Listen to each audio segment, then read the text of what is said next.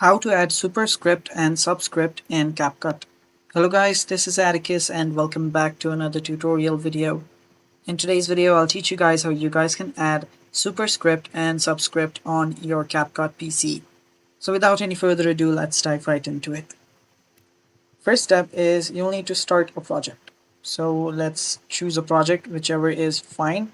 So I just need a blank page for this, so I'll just use this.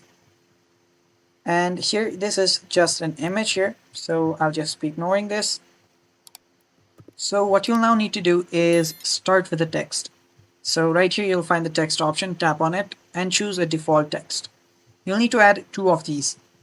So since we cannot actually have any options such as that superscript and subscript, what we'll do is we'll use two different texts here.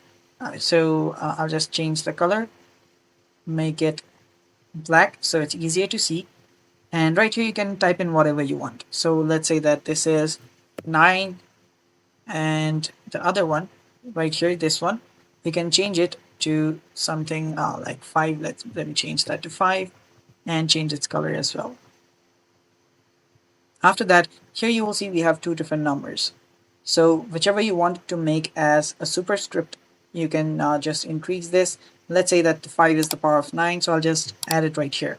And now if I want to make it a subscript, or if I want to make 5 the greater one, 9 the smaller one, that is the power one, I can just decrease the size and place it like this. And here if you play it, you'll notice it's basically that simple. And that's the only way you can do this, guys, and that's all for today's video. Thanks for watching. Stay tuned for more upcoming videos, and bye bye. Take care.